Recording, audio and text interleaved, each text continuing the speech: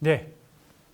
자, 계속해서 이제 서구 철학사의 전개, 흐름, 이걸 이제 도식으로 A와 B와 C로 설명을 했죠. 자, 이제 대표적인 철학자만 한번 써보겠습니다. 자, 우리가 지금 공부하는 현대 논정의 수사학이 이 시 지점에 있다 그랬고요. 그런 점에서 이 시 지점에 있는 이 두 권의 책을 지금 소개했는데, 첫 번째 책이 바로 신수사학이라는 책이고요. 바로 누가 썼어요? 카임 페렐만 그리고 루시 올버이 티테카, 이 두 사람이 썼죠.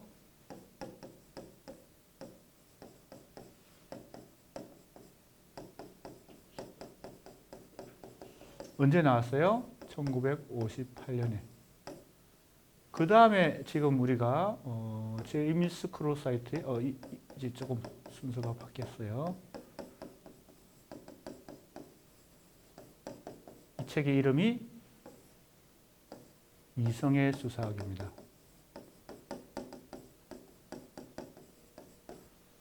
지난 시간에 이 A, B, C 삼각형의 도식을 그린 이유가 바로 이 시 지점에 있는 논정의 수사학, 현대 논정의 수사학에 해당되는 두 가지 업적, 두 가지 책인데, 첫 번째 신수사학 1958년에 나왔고, 이 이성의 수사학은 1996년에 나왔습니다.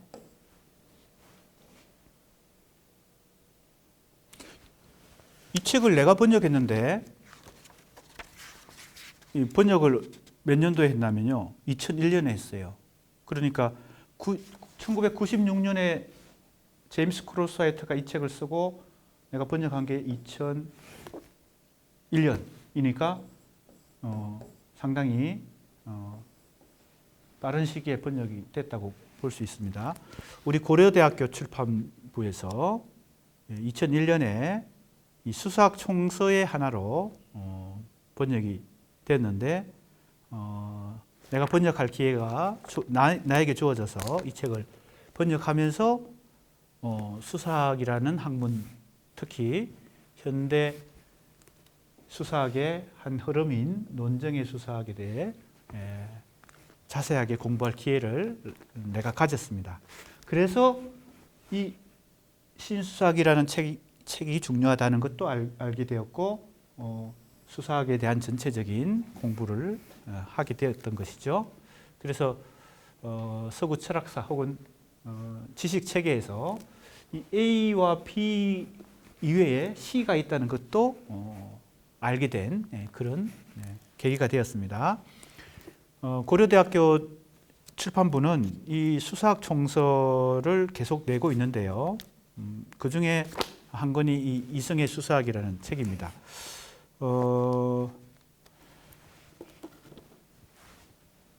이걸 설명하기 위해서 왜 이성이라는 것을 강조했느냐, 제임스 크로사이트가 이 논정의 수사학이 가지고 있는 특성 중에서 할 때 이 이성은 이 A 지점에 있는 전통 철학 혹은 근대 철학이 갖고 있는 이 이성 주체 진리라고 할 때의 이 이성과는 다른 이성이다는 것이고요. 그래서 이제 그걸 설명하기 위해서 했던 것이죠. 자, 우리 이제 진도를 좀 빨리 나가야 될 것 같습니다. 설명이 좀 길어졌습니다. 교재가 있는 사람은 36쪽 한번 볼까요?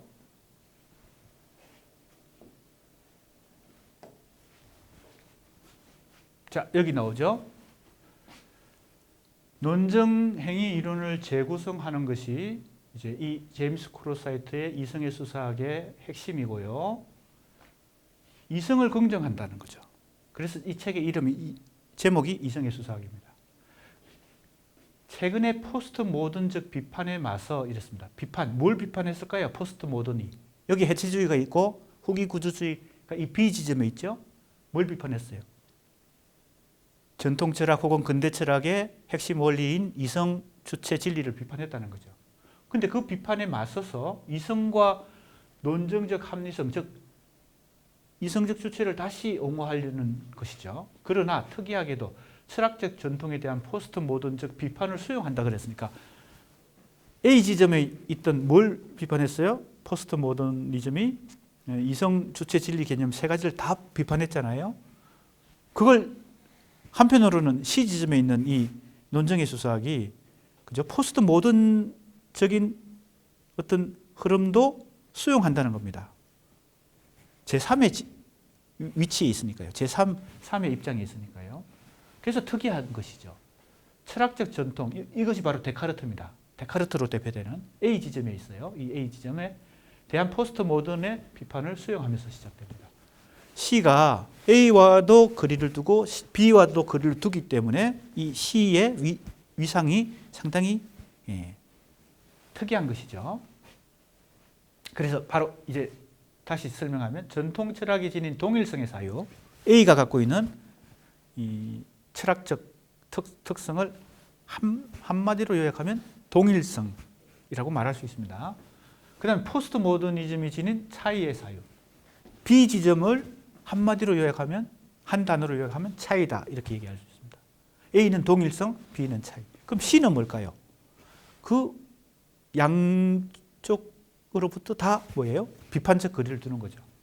동시에 비판적 거리를 유지하면서 논리학이 아니라 수사학, 형이상학적 기준이 아니라 이 형이상학적 기준이 바로 진리입니다.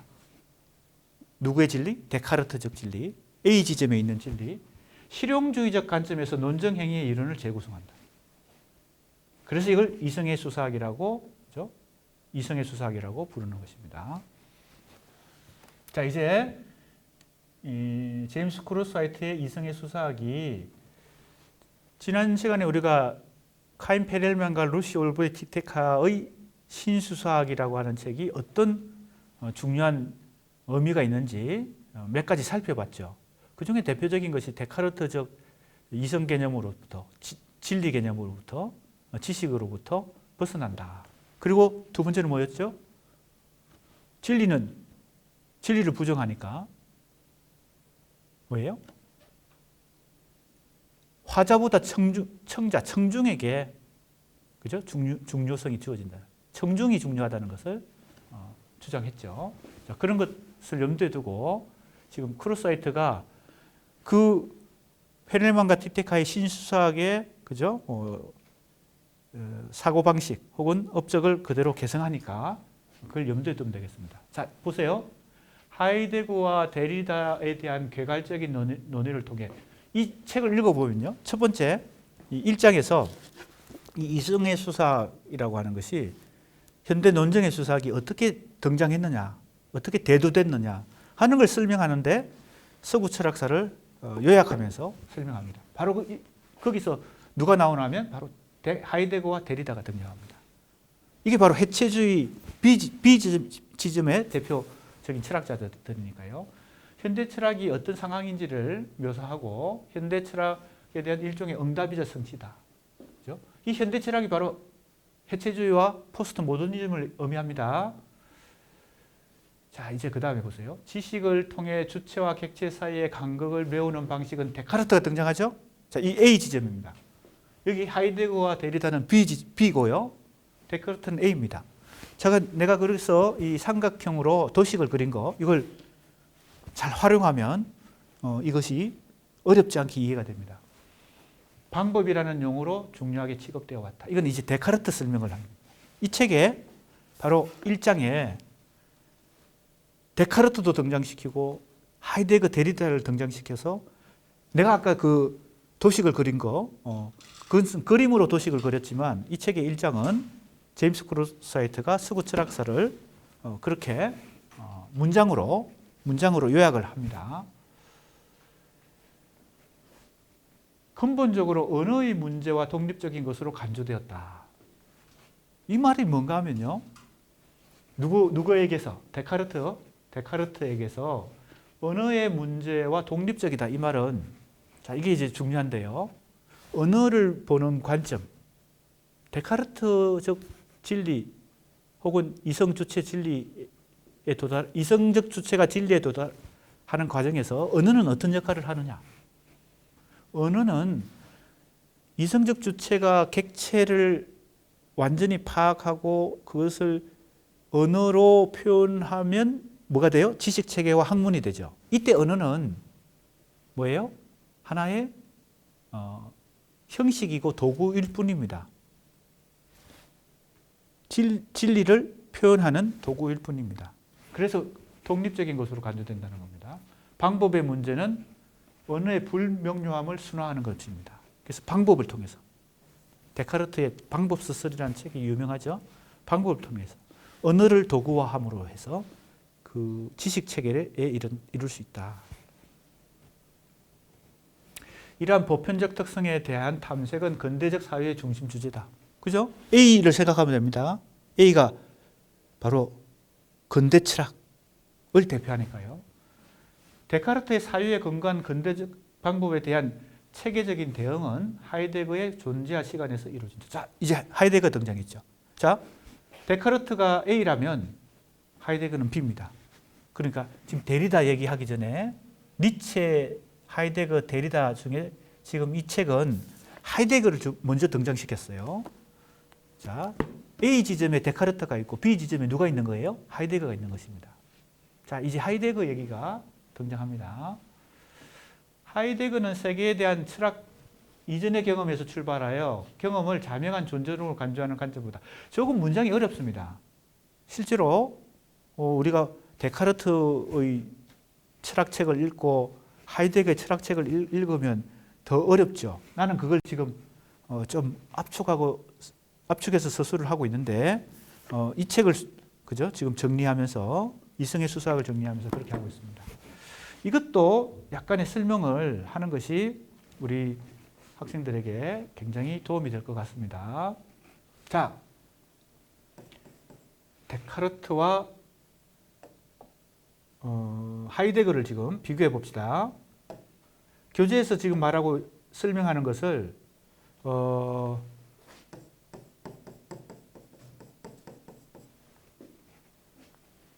이렇게 말할 수 있겠죠. 이렇게 이제 역시 간단히 요약할 수 있겠죠.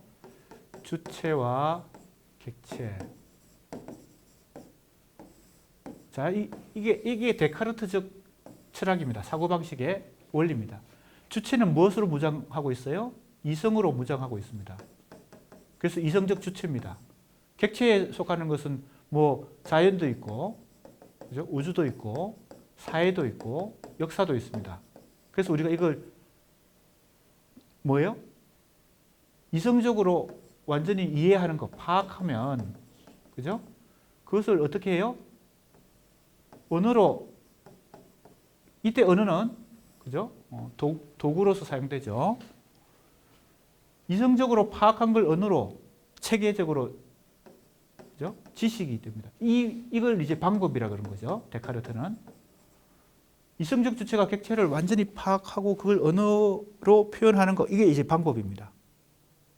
이 방법을 근대적 지식체계, 학문체계의 방법이 된 것이고 이것이 지식으로 체계화되면 이게 진리라고 하는 개념에 도달하는 것이죠. 자, 그러면 이게 바로 주객 이분법인데 이성적 주체가 객체를 어떻게 해요? 분리되어 있는 것이죠. 지난번에 설명한 것 같은데 주체가 설정되는 순간 객체와 주체는 분리됩니다. 내가 주체다, 내가 주인이다 라고 생각하는 순간 타인도 객체가 되고 사회도 역사도 우주도 다 객체가 됩니다. 내가 어떻게 해요? 이성적으로 파악해야 되는 어떤 외부의 대상화된다는 것입니다. 대상화.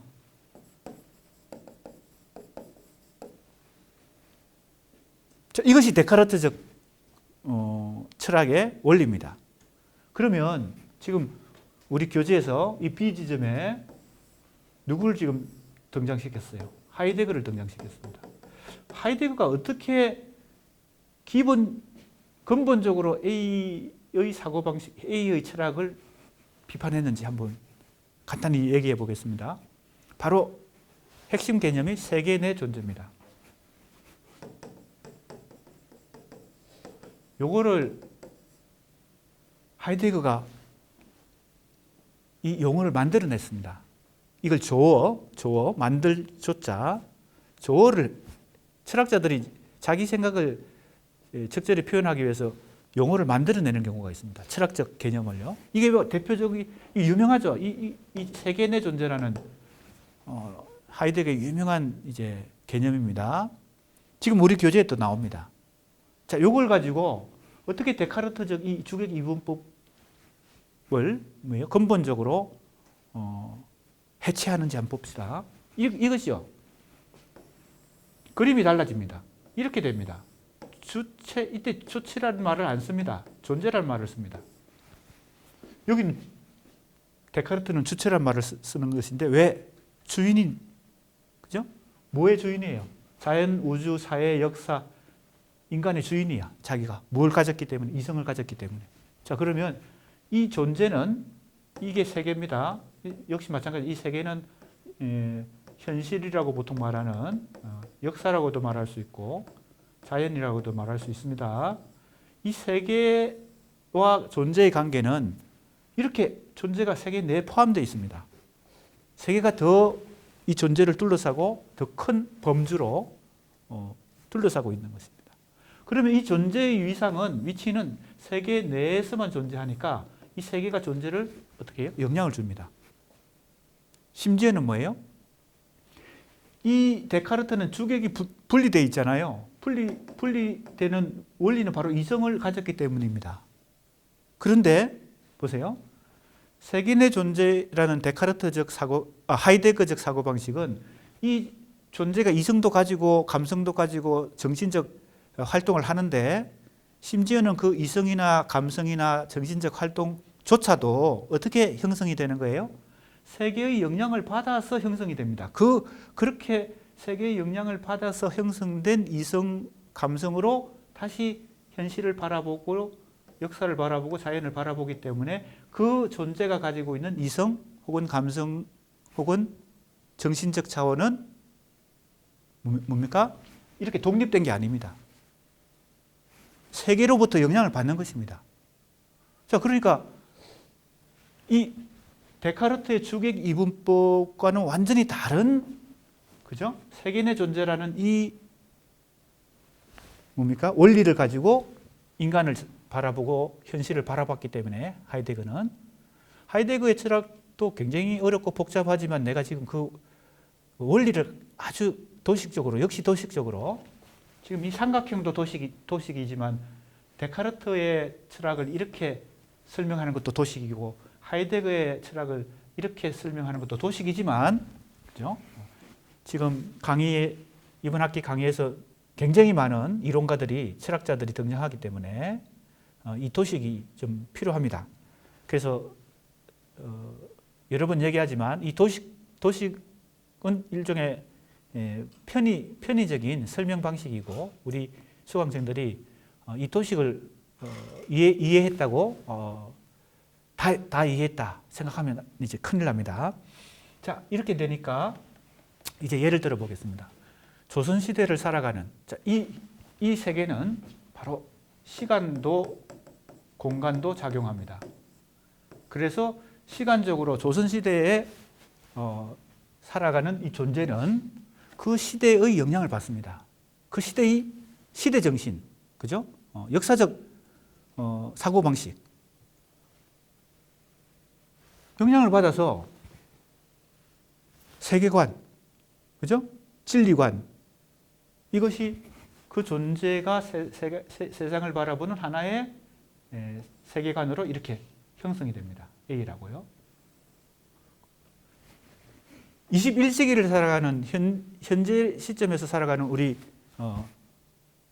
존재는 우리 21세기의 시대 정신 속에서 세계의 영향을 받습니다. 그러니까 조선시대의 사람과 21세기의 사람은 같은 공간 속에 살아도 어떻게 돼요? 세계관이 다르고 사고방식이 다릅니다. 영향을 받았기 때문이죠. 자, 공간적으로도 우리가 아프리카 혹은 프랑스, 북한의 사람하고 이 한국의 남한의 사람이 사고방식이 다를 수도 있습니다. 같은 시대, 시간은 같지만 공간이 다를 때 자, 이 시간과 공간이라고 하는 것은 이 존재가 좌지우지하지 못하는 어떤 세계에 속하는 것입니다. 더 큰 것이라는 겁니다. 그래서 이 하이데거적 사고방식 속에서 존재는 세계 내 존재로서만, 그렇다고 이 존재는 수동적인 위치에 있는 것만은 아닙니다. 자기가 능동적인 어떤 사고도 하고 능동적인 행위도 할 수 있지만 이 세계 내에서만 상호작용하기 때문에 상호작용이 중요합니다.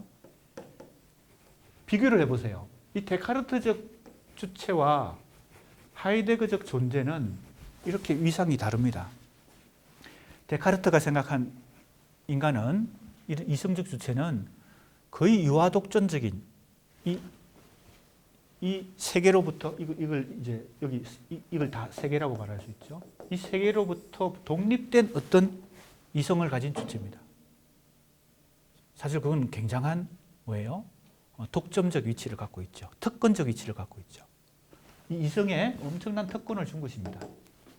이 데카르트만 그렇게 생각한 게 아니라 근대적 사고방식은, 근대인의 사고방식은 이런 데카르트적 사고방식으로 지금 우리에게도 이런 사고방식이 있는 것입니다. 하이데거가 그걸 정면으로 공격을 한 것이죠. 어떤 개념? 세계 내 존재라는 개념으로. 그러니까 이 존재의 이성과 감성과 사고방식과 정신적 작용은 이 세계로부터 형성된 어떤 관점으로, 그죠?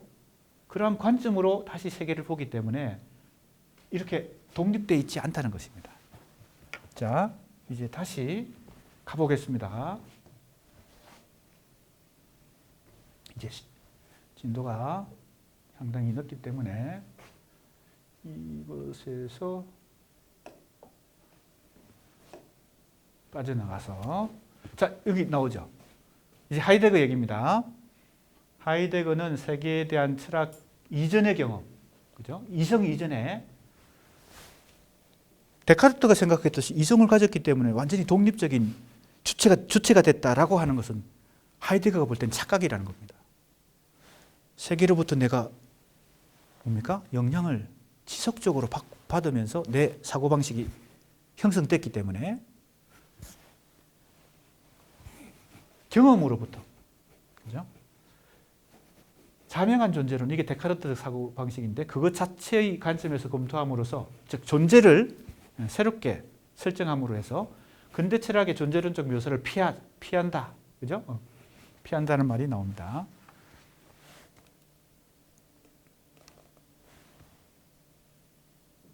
그래서 여기 나오죠? 세계 내 존재, 세계 내 존재. In der Welt sein. 이 독일어입니다. 이렇게 줄을 끊어놓은 것은 하이데거가 그렇게 이 용어를 만들었기 때문에 자기 생각을 이전에 없던 개념으로 설명하려고 하니까 단어를 만들어내는 거죠. 하이데거가 세계라고 말할 때 그것에 의미하는 것은 거미줄처럼 얽혀있는 일종의 망입니다. 이게 복잡한 것이죠. 데카르트는 이걸 아주 단순하게 둘로 이분법적으로 분리한 거죠. 주체와 객체. 그죠? 그런데 이 주체는 이 세계 속에서만 계속 거미줄처럼 얽혀가지고 형성되기 때문에 내가 아까 이제 그래서 간단하게 설명했습니다. 영향을 받는다는 얘기입니다. 그래서 그걸 지시연관 의미작용이라고 말합니다. 이렇게 보면 데카르트적 진리에 도달하는 것은 너무나 어렵죠. 왜 그렇습니까? 데카르트적 진리 개념에 도달하려면 주체도 고정되어 있고 객체도 고정되어 있어야 됩니다. 이게 계속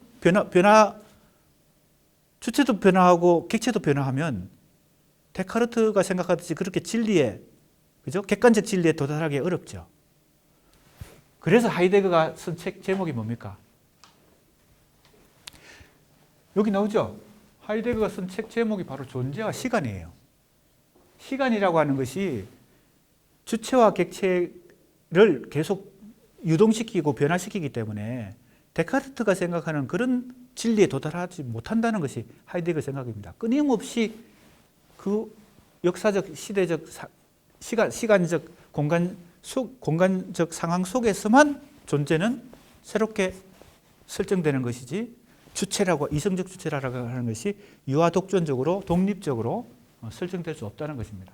그래서 이제 지시, 연관, 의미작용 이런 말을 자꾸 쓰는 것입니다. 이때 이제 언어를 비교해 봅시다. 이 언어는 하나의 사물이 아니라, 이 하나의 사물이라는 게 데카르트적 언어가 아닙니다. 일종의 도구로 생각한 거죠. 내가 이미 파악하고 있는 내용을 언어로 표현하면 그게 진리가 된다고 생각한 거죠. 이때 언어는 별 중요하지 않습니다. 그런데 데카르트가 생각하는 것은 언어가 하나의 사물이 아니고 세계의 여러 밝힘이고 실체들의 드러남이고 현존재가 인간입니다. 현존재, 다자인, 인간이 존재하는 하나의 방식이다.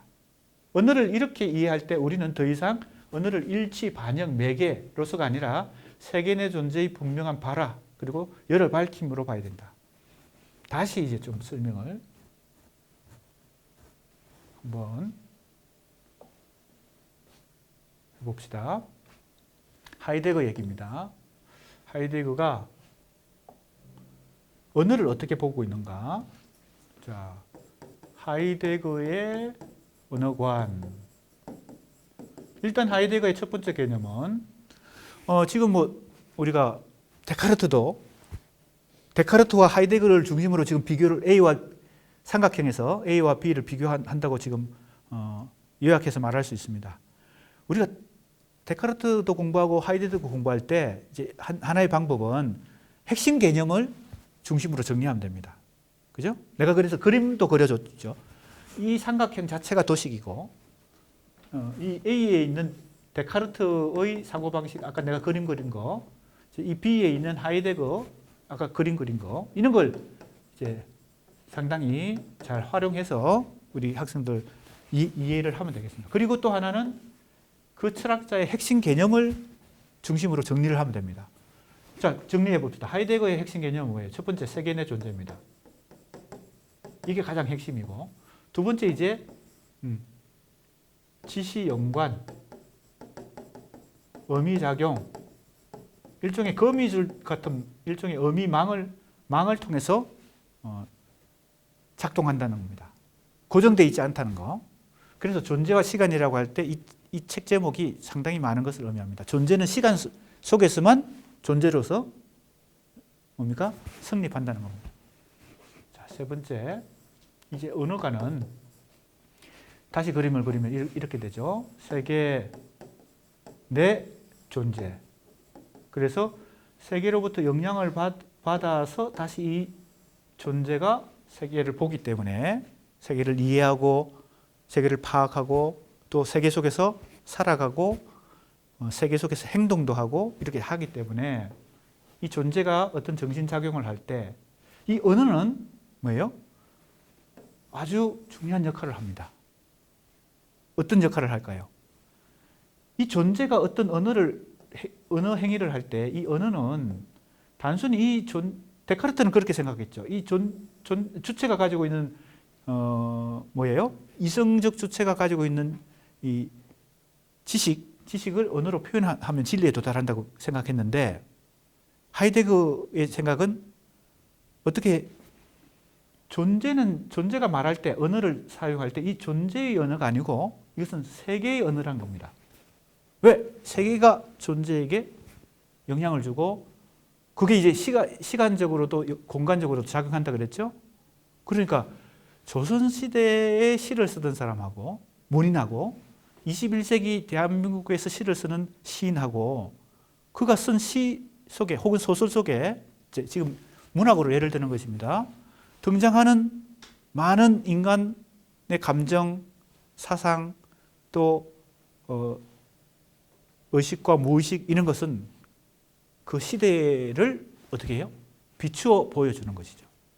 다만 그 주체의 생각과 감정을 표현하는 것뿐만 아니고 세계를 밝혀주는 것이죠. 드러내주는 것이라는 뜻입니다. 그래서 이 언어를 통해서 우리는 궁극적으로 이 존재의 사고방식만을 이해하는 게 아니라 이 세계가 어떤 비밀을 갖고 있는가를 알게 된다는 겁니다. 그러니까 데카르트가 생각하는 언어와 하이데거가 생각하는 언어는 달라집니다. 그래서 하이데거는 언어에 상당한 의미를 부여했습니다.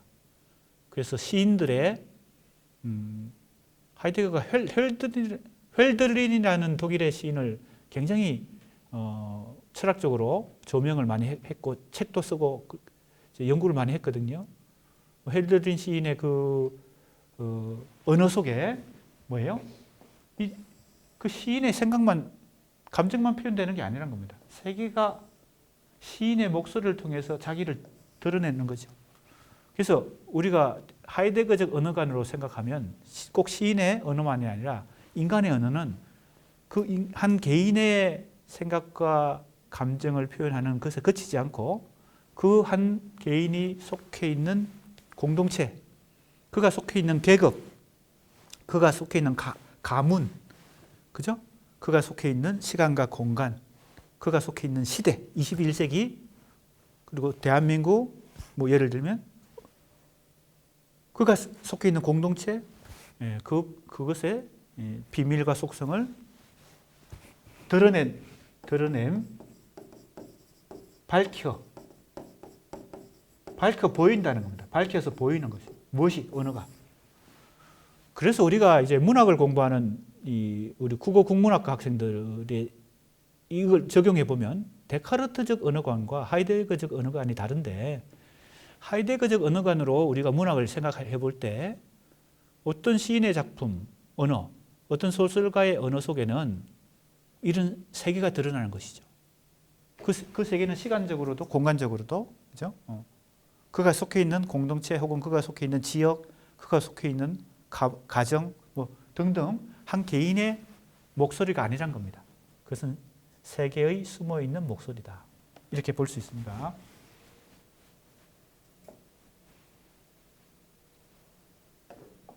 자, 그러면 이걸 지금 설명하기 위해서 또 약간 빠져나왔습니다. 세계 내 존재의 분명한 발화로 간주할 수 있다.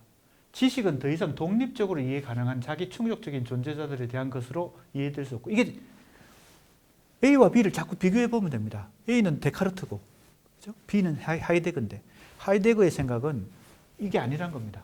보세요. 지식도 독립적으로 이해 가능한 자기 충족적인 존재자, 이게 바로 데카르트적 지식이잖아요. 이것이 아니라 또 언어는 지식의 전달이나 표현이 아니다. 이 데카르트적 언어관이 그렇잖아요. 그러니까 데카르트와 하이데거가 정반대에 있다고 생각하면 됩니다. 자, 이제 크루스화이트가 지금 사실은 이런 설명을 크루스화이트가 이 책의 1장에서 한 것입니다. 내가 그걸 지금 다시 정리해서 지금 이 논문을 쓰고 있기 때문에, 크루스화이트는 하이데거의 철학적 연구가 수사학을 메타 철학으로 이해하는 길을 예배하고 있지만, 수사학적 메타 철학은 하이데거의 사유가 지닌 몇 가지 한계를 밝혀준다. 자, 그럼 이제 하이데거도 완전한 것은 아니니까 이 크루스화이트가 볼 때는요. 자, 이제 드디어 해체주의가 등장합니다. 내가 도식으로 이미 설명한 것이니까 이제 이 교재의 내용을 잘 이해하기 위해서 내가 미리 도식을 설명을 한 것입니다. 자, 이제 하이데거 이후에 무엇이 등장해요? 데리다가 등장하는데, 이 데리다의 해체주의가 등장합니다. 누가 빠졌죠? 원조에 해당되는 니체가 빠졌죠. 니체는 또 조금 있다가 한참 지나서 또 나옵니다. 자, 우선은 우리가 하이데거를 제일 먼저 공부한 건 데카르트고, 그 다음에 두 번째 하이데거고, 그 다음에 데리다를 지금 공부하고 있습니다. 역시 데리다도 핵심 개념을 중심으로 이해하면 되겠습니다. 데리다의 이론과 대면함으로써 이성의 수사학과 해체주의가 가진 공통점과 차이점을 규명한다. 자, 이것도 중요합니다. 아까 내가 A와 B는 정반대에 있지만 C는 이게 C잖아요. 이성의 수사학이 C고 해체주의가 B죠. B와 C의 공통점도 있고 차이점도 있죠. 내가 아까 아주 도식적으로 잘 압축해서 설명했죠. 이성주체 진리 개념만 놓고 보면, 그죠? 해체주의 데리다는 이성도 부정, 주체도 부정, 진리도 부정인데, 이성의 수사, 제임스 크루스화이트의 입장은 뭐예요? 이성을 긍정하고, 주체도 긍정하고, 진리는 부정한다. 진리 대신에 뭐예요? 그러나 진리 대신에 데리다가 생각하던 차이를 인정하지만 해체주의가 가지고 있는 상대주의로부터는 또 상대주의를 비판하면서 대안을 찾는 것이 바로 합의입니다. 그래서 사회적 합의가 중요하다. 합의라고 하는 것은 차이에 근거하지만, 차이에서 시작하지만 서로 의견을 좁혀서 공통점을 만들어내는 게 합의죠. 실제 우리 현실에서는 의견의 차이도 많고 관점의 차이가 많이 존재하지만 그걸 그냥 상대주의에 머물러 있어서는 합의에 도달할 수 없죠. 그래서 정치인들도 합의에 도달하려고 노력하죠. 그죠? 그래서 정치뿐만 아니라 한 가정에서도 혹은 공동체 속에서도 사회생활을 하는 데 있어서 어떤 문제를 해결해 나가는데 합의에 도달하는 것, 이게 상당히 중요합니다. 그걸 누가 강조해요? 이성의 수사학이 강조한다. 제임스 크루스 화이트는 철학적 이성의 수사학과 해체주의가 공유하는 중요한 공통점, 자 이제 나오죠? 공통점부터 얘기해 봅시다.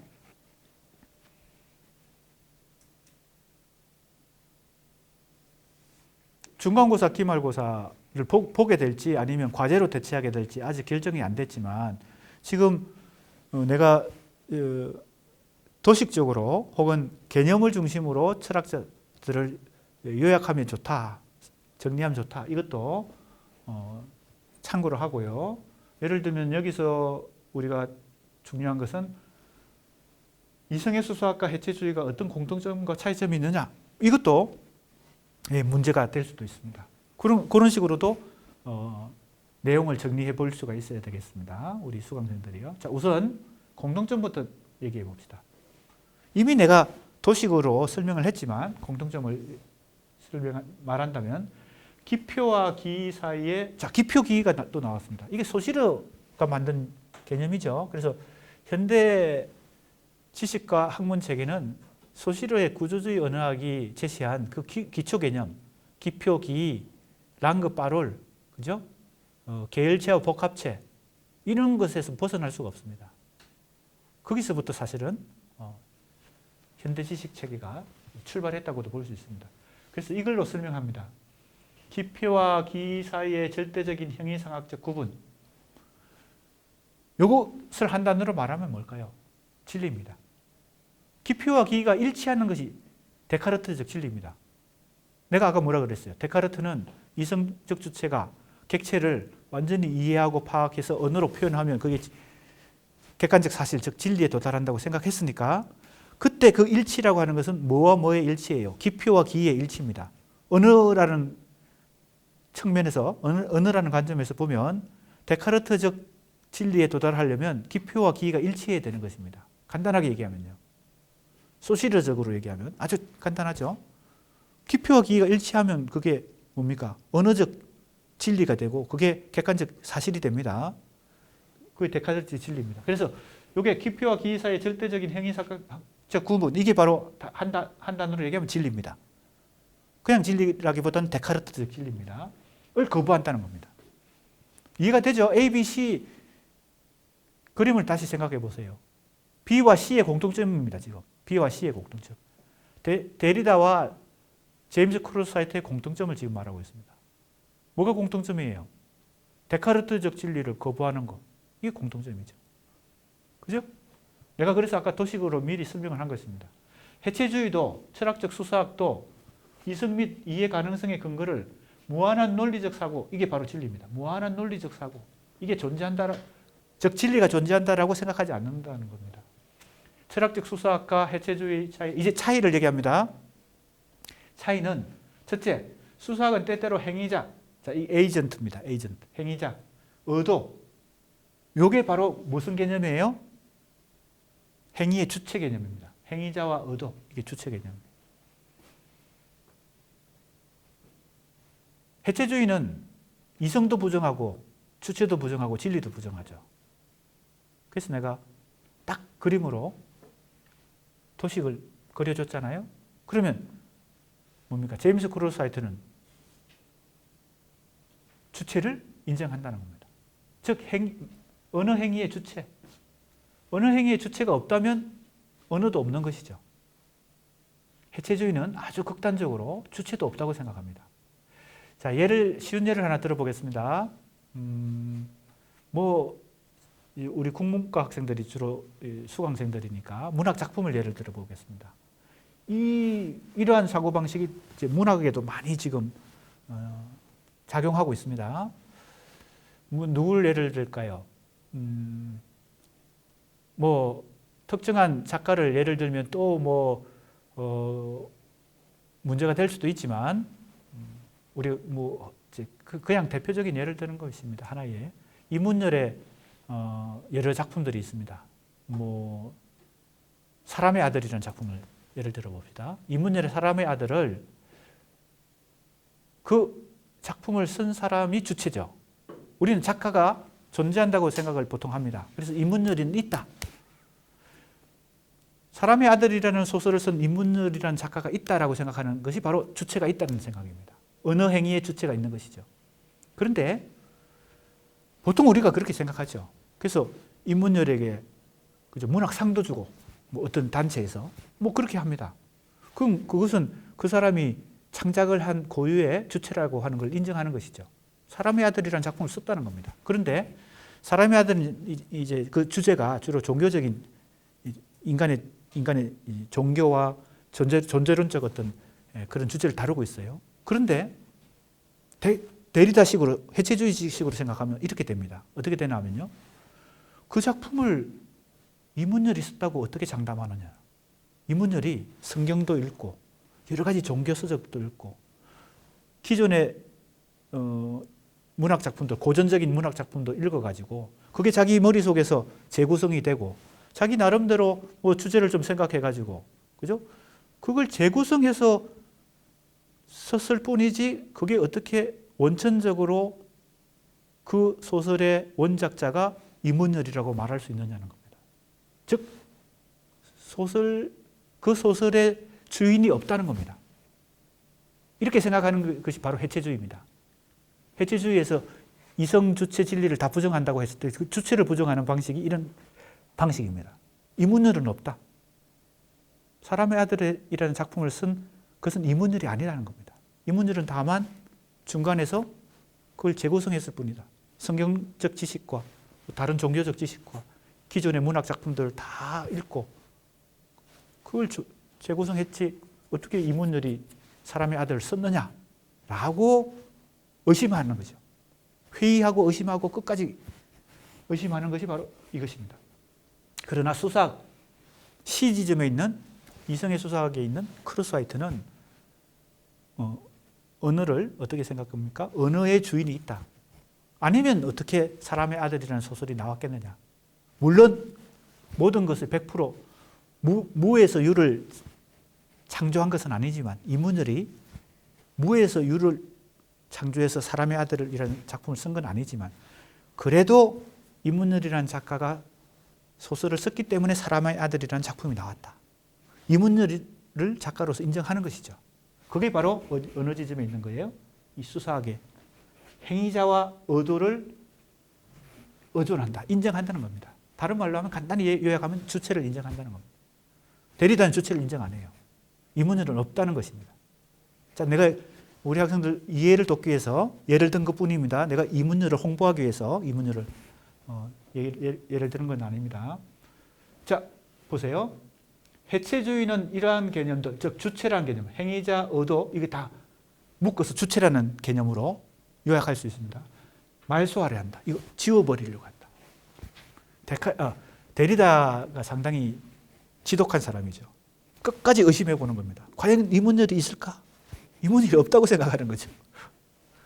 자, 그래서 우리가 문학에다 적용하면 그렇게 됩니다. 그래서 우리 문학의 개념들 중에서 저자의 죽음이라는 개념이 있습니다.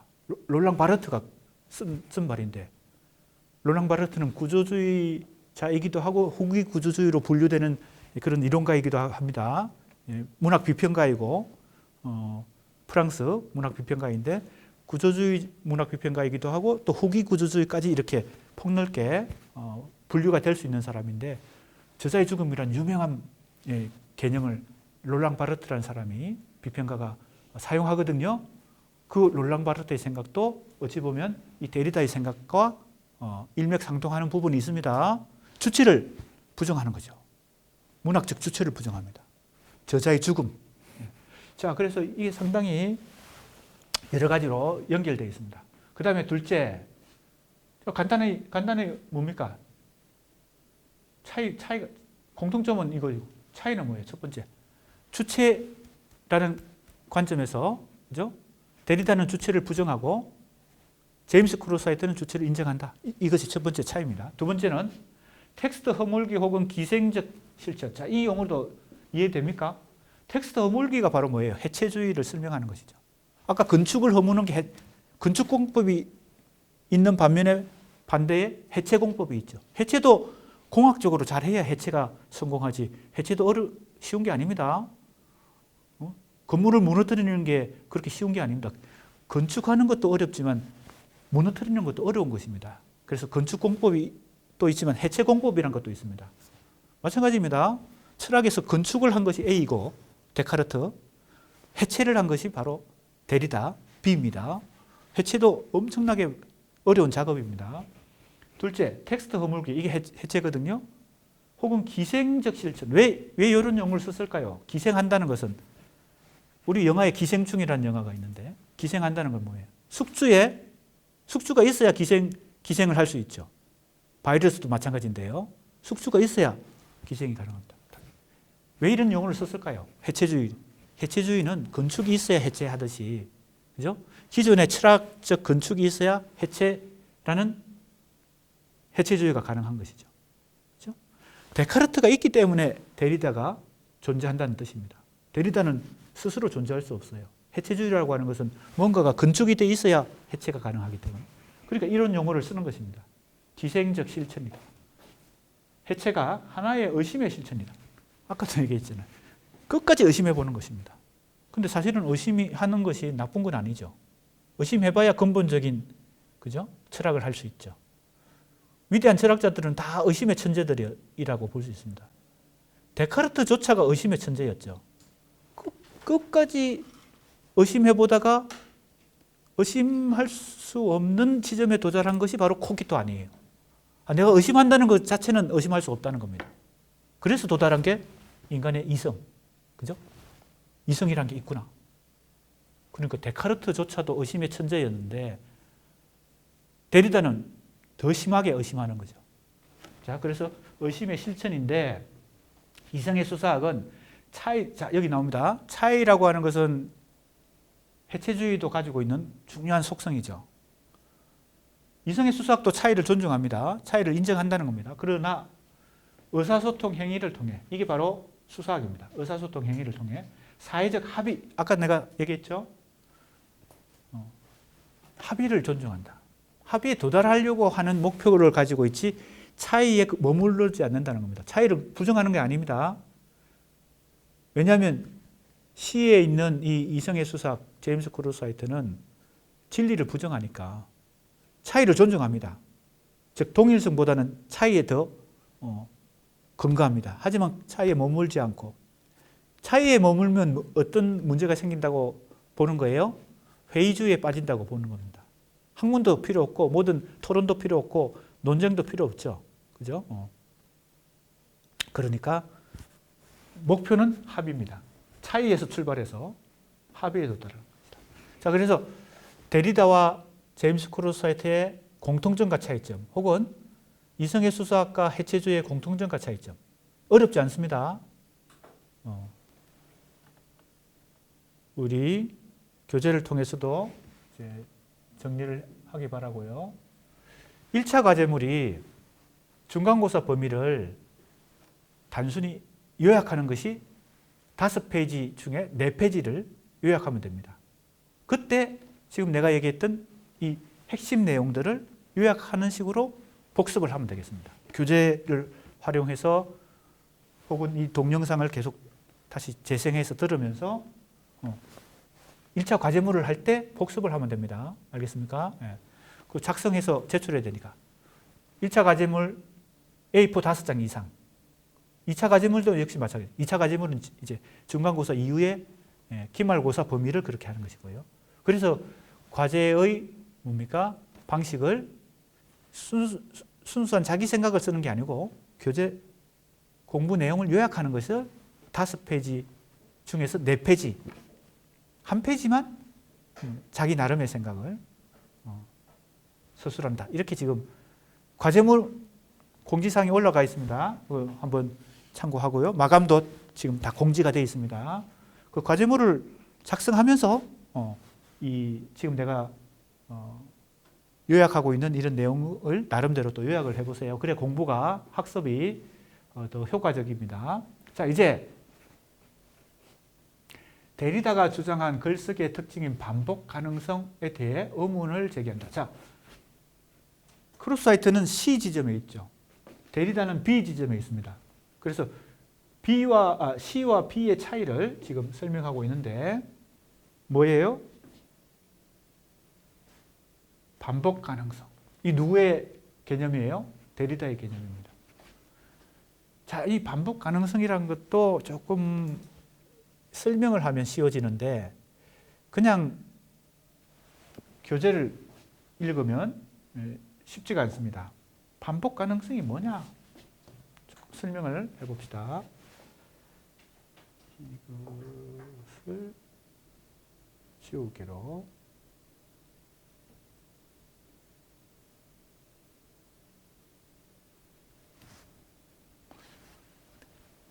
이걸 지우려면 어떻게 되죠? 지우려면 이건가? 이건 안 지워지는데 나가서 해야 되나? 그냥 여기다 씁시다. 지금 반복 가능성 이게 무슨 뜻이냐? 데리다는 어디에 있어요? 여기 있죠? 여기 데리다 이걸 가져와 보겠습니다. 데리다의 철학을 또 이제 이번 시간에 여러 사람들의 철학을 지금 도식적으로 설명하고 있습니다. 제일 먼저 한 것이 데카르트, 두 번째 하이데거, 세 번째 지금 데리다입니다. 핵심 개념 중심으로 데리다의 철학을 요약해 봅시다. 반복 가능성. 데리다의 이 철학을 이렇게 우리가 해체주의죠. 해체주의 이성주체 진리 개념으로 이제 우리가 설명할 수 있죠. 여러 번 했습니다.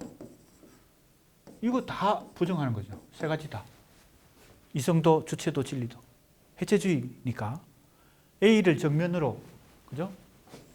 공격하고 비판한 B에 데리다가 이러한 원리를 갖고 지금 첫 번째 개념, 이것도 자기가 만들어낸 거예요. 반복 가능성. 이 반복 가능성의 설명을 위해서는 바로 이 차연이라는 개념, 여기 이제 데리다가 만들어낸 개념입니다. 이 하이데거도 용어를 만들어냈잖아요, 개념을. 아마 데리다도 하이데거의 영향을 많이 받았기 때문에 원조는 니체고, 그 다음에 하이데거, 그 다음에 데리다 그랬죠. 해체주의의 3인방. 자, 차연이 뭐냐? 차연을 이제 이해하면 데리다 철학을 이제 뭐라고 그럴까요? 좀 기본적으로 이해할 수 있습니다. 차연이라는 말은 데리다가 프랑스 사람이니까 프랑스 말로 이 새로운 개념을 만들어냈겠죠.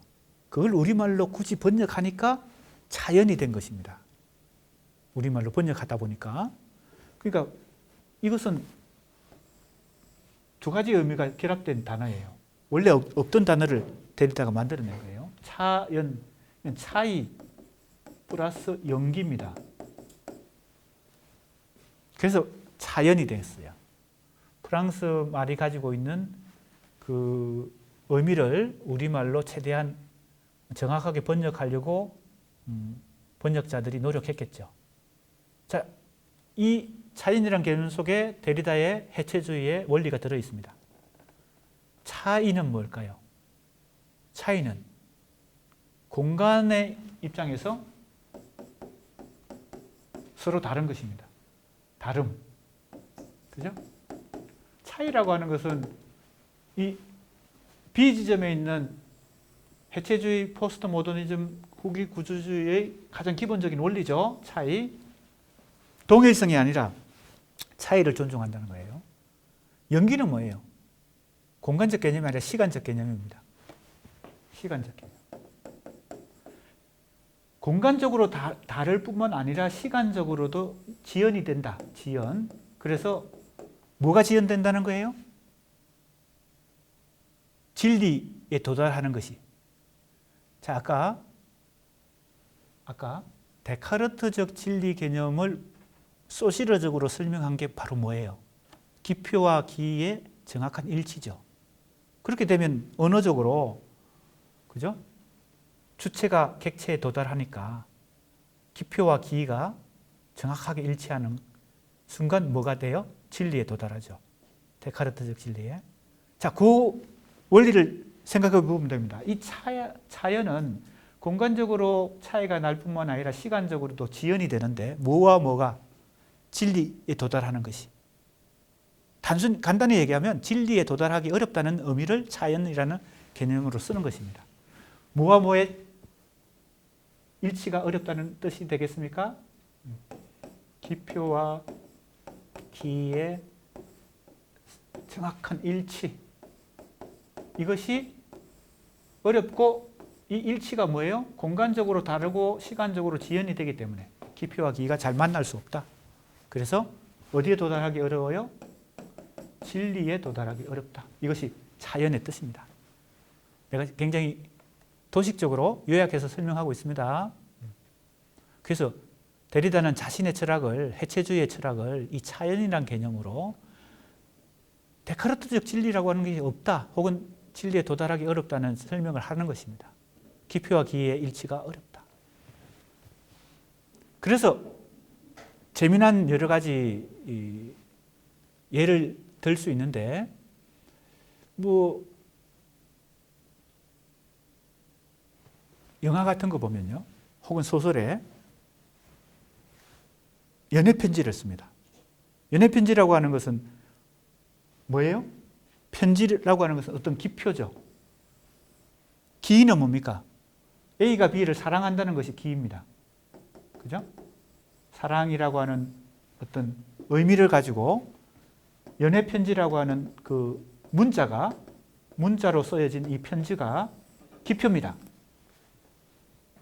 이해가 됩니까? 우리 수강생들 연애편지 다 한 번씩은 다 써봤을 텐데, 연애편지를 생각해 보세요. 그래서 우리가 연애편지는 기의를 담고 있는 기표죠. 그죠? 문자니까. 그걸 전달해야 돼. 누구한테? 내가 사랑하는 사람한테. 근데 그 전달이 쉽지 않죠. 그래서 우체통 앞에서 그 편지를, 그죠? 넣을까 말까, 넣을까 말까. 이걸 보낼까 말까. 계속 고민하는 거 아니에요? 고민하다가 어떻게 돼요? 이걸 넣으면은 그 사람한테 전달이 안 될 것 같아. 그래서 어떻게 해요? 직접 전달할까? 또 고민하다가 최종적으로 어떻게 해요? 영화나 소설을 보면 지인에게, 그죠? 나의 친구이기도 하지만 그 사람의 친구이기도 한 지인에게 이걸 부탁하죠. 전달해달라. 이게 바로 뭐예요? 기표와 기가 일치하도록 지금 시도하고 있는 것입니다. 예를 드는 것입니다. 지금 이 차이를 예를 드는 거예요. 그런데 직접 전달하면 이 공간적으로 이 다름이, 차이가 상당히 좁혀지겠지만 제3자를 통해서 전달하는 것은 공간적으로 차이가 좀 생기죠. 어떤 문제가 생길 수 있을까요? 전달이 안 될 수도 있고, 자기가 읽고 찢어버릴 수도 있고, 왜? 질투심이 생기니까. 또 시간적으로도 지연이 생깁니다. 궁극적으로 그 사람에게 이 편지가 전달 안 될 수도 있습니다. 그죠? 심지어는 내가 사랑하는 사람에게 이 편지를 전달하기 위해서 유리병에 넣고, 그죠? 마개를 막아가지고 바닷물에 혹은 흐르는 강물에 흘려보냈다. 그 사람에게 도달하리라는 엄청난 뭐예요? 가느다란 희망을 가지고. 그랬으면 더, 그렇게 되면 어떻게 돼요? 공간적으로 차이고 시간적인 지연이 더 심해지겠죠. 내가 지금 예를 드는 겁니다. 연애편지라는 이 문자라는 기표가 사랑하는 사람에게 이 딱 도달해야, 전달이 돼야 이 기표와 기가 딱 일치해서 사랑이라는 진리에 도달할 텐데 그게 쉽지 않다라는 것을 예를 들기 위해서 내가 지금 한 것입니다.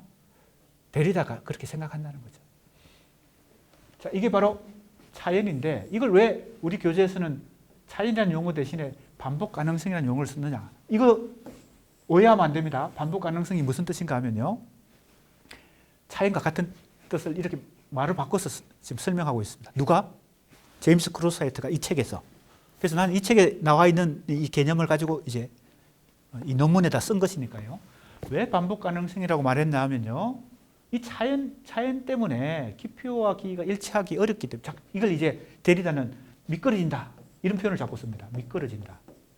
미끄러진다는 것은 무슨 뜻이에요? 이게 고정이 안 된다는 겁니다. 일치가 되고 고정이 되면 의미가 발생하겠죠. 사랑이라는 의미가 전달되거나 혹은 의미가 발생하는데 기표와 기가 일치가 안 되고 미끄러지면 어떻게 돼요? 의미가 발생이 잘 안 되는 것입니다. 의미가 자꾸 지연이 되고 차이가 생기고 차이 플러스 지연이 생겨서 의미의 차연이 생기는 것이죠. 그래서 우리가 데카르트적 진리 개념에 도달하는 것은 바로 언어를 통해서 의미가 기표와 기가 일치해서 의미가 발생하는 것인데 데리다식의 사고방식 속에서는 기표와 기가 일치하기 어렵기 때문에 진리에 도달하기 어려울 뿐만 아니라 뭐예요? 의미가 발생하지도 않는다는 겁니다. 자, 이런 것을 우리가 문학에도 적용해 볼 수 있습니다. 궁극적으로 이번 학기 공부는 문학과 수사이니까, 그죠? 모든 이 철학적, 오늘 공부한 이 데카르트, 하이데거, 데리다 이런 사람들의 철학도 다 문학에 적용시켜 볼 수 있습니다. 현대 시를 읽다 보면요. 의미가 명확하게 발견되는 작품도 있지만 의미가 잘 발견 안 되는 난해한 작품들도 있습니다. 그 데리다식으로 생각하면 이런 것이죠. 기표와 기가 정확하게 일치가 안 되기 때문에 어떤 시를 읽다 보면요. 이 시의 언어가 어떤 의미를 지금 표현하고자 했지, 어떤 의미를 독자에게 전달하고자 했지 잘 포착이 안 되는 경우도 있습니다. 그게 바로 의미가 미끄러지기 때문에 기표와 기가 일치하지 않고 미끄러지고 즉 차연이 생기기 때문입니다. 자, 그런 경우에 왜 반복 가능성이라고 말했느냐? 계속 의미가 결정될 수 없기 때문에 계속 반복적으로 그것을 읽을 수 있다는 것입니다. 반복 가능성. 그래서 다른 말로 반복 가능성을 다른 말로 쉽게 설명하면, 쉽게 풀이하면 의미 결정 불가능성입니다. 의미가 한 번에 결정되지 않기 때문에 어떤 반복 가능성이 계속 존재한다는 겁니다. 자, 이것도 우리가 문학에다 적용하면 어떤 식으로 적용할 수 있을까요? 춘향전이라는 문학 작품이 가지고 있는 고전 소설이 가지고 있는 그 주제가 딱 기표와 기가 일치해서 독자들에게 한 번에 다 이해가 되면 끝나는 거죠. 그런데 반복 가능성, 즉 차연이 발생하기 때문에 기표와 기가 정확하게 일치하기 어렵기 때문에 춘향전을 해석하는 여러 해석들이 나오고 여러 논문들이 나오고 새로운 독자에 의해서 그 춘향전은 재해석이 가능하게 됩니다. 춘향전만 예를 드는 게 아니고 현대문학 작품들도 그죠? 김소월의 시든 그죠? 이강수의 소설이든 다 반복 가능성이 존재한다고 보는 거죠. 그래서 우리는 이강수 소설에 대한 를 연구한 논문이 계속 나오는 것입니다. 김수영의 시를 또 누가 논문을 써서 새로운 해석을 할 수 있고 또 다른 사람이 비평을 쓸 수도 있고 논문을 쓸 수도 있습니다. 왜 그럴까요? 이게 존재하기 때문이죠. 반복 가능성이 존재하기 때문에 의미 결정이 불가능하기 때문에. 근데 우리가 이제 생각하는 것은 그 정도의 생각이지만 데리다는 더 극단적으로 생각하는 거죠. 이 반복 가능성이, 의미 결정 불가능성이 더 근본적인 것이다. 우리는 의미가 결정되는 것이 더 근본적이고 의미가 간혹 가다가 잘 소통이 안 되거나 난해하거나 이렇게 생각을 합니다.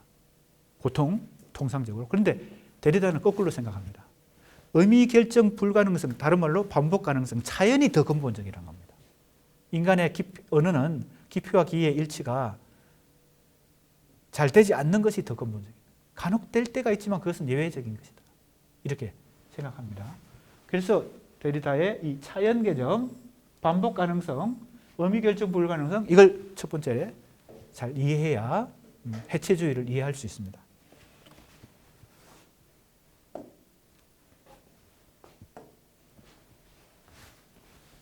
자, 이제 또 진도를 나가 봅시다. 여기 내 설명을 듣고 이제 여기를 교재 내용을 읽으면 조금 더 쉽습니다.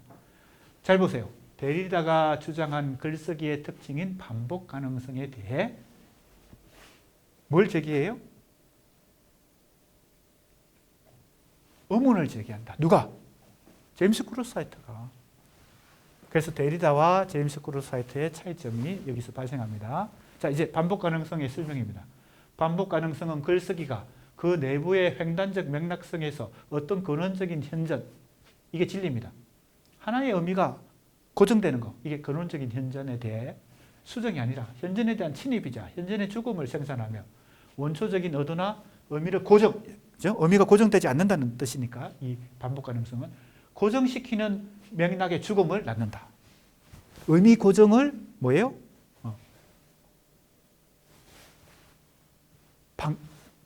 막는다는 겁니다. 의미 고정이 어렵다는 겁니다. 반복 가능성. 좀 어려운 지금 문장으로 되어 있는데 이해를 내가 설명을 쉽게 하기 때문에 이해할 수 있을 것 같습니다.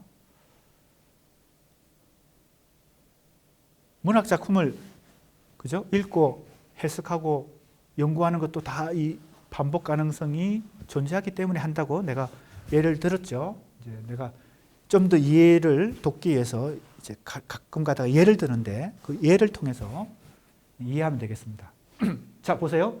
글쓰기가 그 자신을 끊임없이 초월하며 또한 어딘가 다른 곳에서, 이게 공간적인 개념입니다. 언젠가 다른 때, 이게 시간적인 개념이에요. 지금 이 반복 가능성을 차연이라는 개념으로 지금 이해하면 됩니다. 차연은 공간적으로도 시간적으로도 의미가 계속 지연이 되는 것입니다. 연기가 되는 것이에요. 내가 연애편지 예를 들었잖아요. 연애편지가 내가 사랑하는 사람한테 딱 전달이 돼서 읽고 내 사랑이 확인되면 기표와 기의가 일치하는 것인데 다만 기표가 떠다니는 거예요. 전달이 안 될 수도 있어. 시간적으로 언제 전달될지도 몰라. 그죠? 내가 아까 예를 들었듯이 유리병에 연애편지를 넣어가지고 그죠? 강물에 띄워보내면 그 사람한테 언제 도달할지 알 수도 없고 시간적으로도 공간적으로도 계속 지연이 되겠죠. 자, 여기 나옵니다. 의미는 끊임없이 지연된다. 이게 반복 가능성의 뜻입니다. 의미는 끊임없이 지연된다. 차연, 반복 가능성, 의미 결정 불가능성이란 뜻을 갖고 있습니다. 크루사이트는 데리다가 의식이나 현존의 의사소통적 지평과 단절해야 한다. 주장에 대해 비판한다. 자, 그러니까 데리다와 상당히 의견 차이가 있다는 겁니다. 생각의 차이가 있다는 겁니다. 누가? 제임스 크루사이트가. 데리다는 그래서 무엇을 부정합니까? 의사소통을 부정하는 거죠. 기표와 기의가 일치하지 않는다는 것이 기본 생각이니까 의사소통의 뭡니까? 기본 원리를 긍정하지 않는 것입니다. 데리다의 이 해체주의에 의하면 인간이 서로 대화를 나누고 의사소통을 하고 설득을 하고 합의에 도달하는 거 다 부질없는 짓이죠. 왜? 근본적으로 차연이라는 것이 있기 때문에 의사소통이 항상 실패한다는 것입니다. 자, 그래서 수사학은 의사소통을 행위로 이해하고 화행이론, 자, 이거 번역하면 화행이론은 스피치 액시올이니까 언어 행위 이론입니다. 언어 행위 이론과 관련된다. 무엇이? 이성의 수사학이 그렇다는 겁니다. 언어 행위나 논정 행위에서 주장을 한다는 것은 누군가에 대해서 행위를 취하는 것이다. 누군가로 하여금 특정한 방식으로 경험을 이끄는 것이다. 그러니까 의사소통을 긍정하고 대화를 긍정하고 설득을 긍정하고 합의에 도달하는 걸 긍정하는 것이 논정의 수사학입니다. 해체주의와 논정의 수사학이 어떻게 다른지 우리가 지금 비교하고 있습니다. 자, 이제 좀 넘어가야 되겠습니다. 자, 이제 오늘 우리가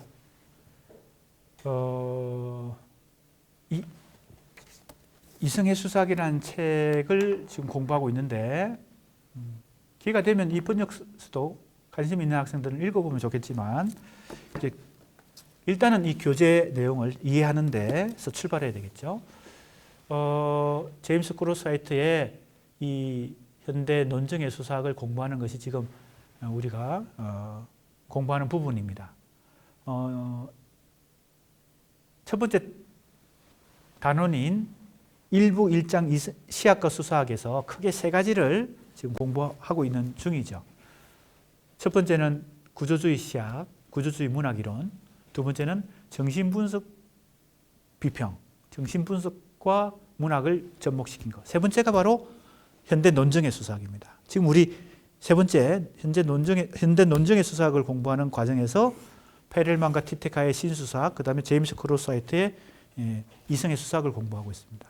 지금 굉장히 이승의 수사학을 공부하는 과정에서 서구 철학사를 도식적으로 혹은 요약하면서 굉장히 큰 거창한 얘기들을 많이 하고 있는데 이것이 이제 제임스 크로스하이트의 이승의 수사학을 잘 이해하기 위해서 조금 더 깊이 들어가 보고 있는 것입니다.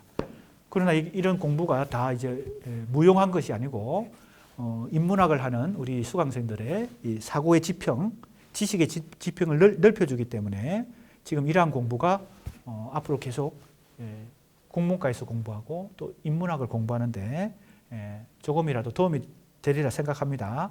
자, 오늘 그러니까 현대 논증의 수사학을 대표하는 카인 페렐만과 루시 올브레 티테카의 신수사학과 두 번째 책 이승의 수사학, 제임스 크로스하이트가 어떤 위치에 있는가를 잘 알기 위해서 크게 서구 철학사를 A, B, C 삼각형으로 요약하고 A의 데카르트, B의 하이데거와 데리다까지 우리가 공부하면서 C, 제임스 크로스하이트의 논증의 수사학의 특징을 지금 살펴보고 있는 것입니다.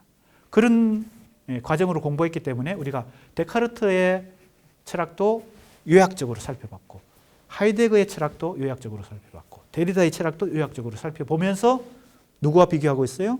제임스 크로스하이트의 이승의 수사학과 계속 비교를 하고 있습니다. 그래서 A, B, C 삼각형을 머릿속에서 계속 염두에 두면서 공부를 해나가면 좋을 것 같습니다. 다음 시간에 계속 하도록 하겠습니다.